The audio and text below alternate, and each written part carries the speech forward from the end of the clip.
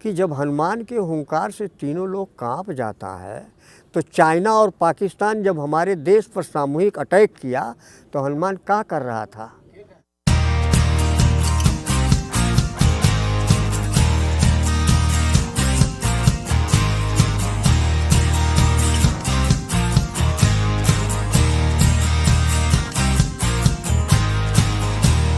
जैसे कह दिया कि बाल समय भक्ष लियो तब तीनों लोक भयो अंधियारो। बालकपन में हनुमान सूरज को निकल गया और तीनों लोक में अंधेरा छा गया। अच्छा सर, तो मैंने पूछा हनुमान रहता कहाँ था। पहली बात तो हनुमान था ही नहीं, लेकिन कल्पना है इसका वो उपन्यास की तरह से। तो मान लो था तो कहाँ रहता था, तो लोग बताता पृथ्वी पर। तो हमने कहा पृथ्वी से छोटा था कि बड़ा था, तो बोलता है कि नहीं साहब पृथ्वी से छोटा था। अगर बड़ा बता दे तो पृथ्वी धंस जाती। तब हमने कहा कि और सूरज कितना बड़ा है, तो कहा सर ये तो हमको नहीं पता। हमने कहा सूरज पृथ्वी से 23 लाख गुना बड़ा है, आग का शोला है, दहदहा रहा है, कई हजार किलोमीटर पहले ही आदमी भस्म हो जाएगा। तो लील कैसे लिया जी? लेकिन यही अंधविश्वास है। लील लिया और गा रहा है।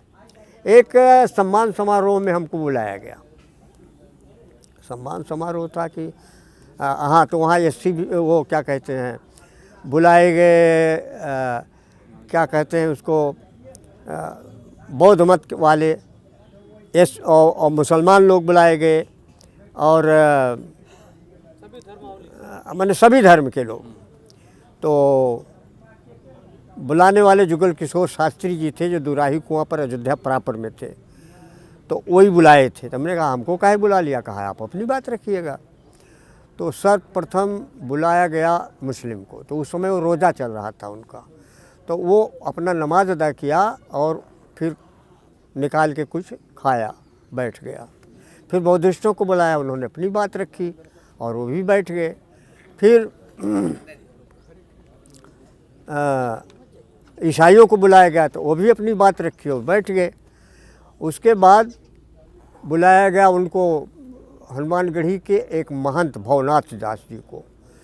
तो वो वही पढ़ रहा है चालीसा। बालिशा में रवि भक्षी लियो तब तीनों लोक भयो अंधियारो। और अंत में गाते गाते तीनों लोक हाँकते काँपे। हनुमान के हुंकार से तीनों लोक काँप गया। तो खैर हम अपनी बात रखे।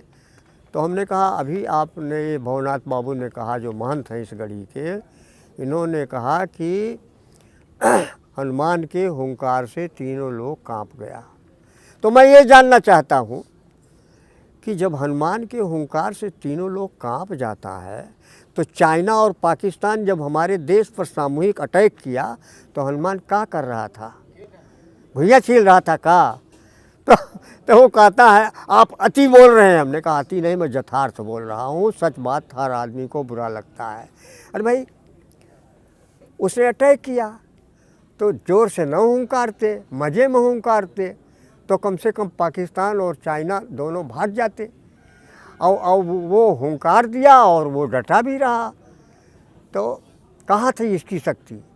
तो इसी को अंधविश्वास कहते हैं। बेजाने मान लेना किसी चीज़ को अंधविश्वास है। और अंधविश्वास देश का बहुत ही खतरनाक चीज़ है। इसको ख़त्म करना पड़ेगा।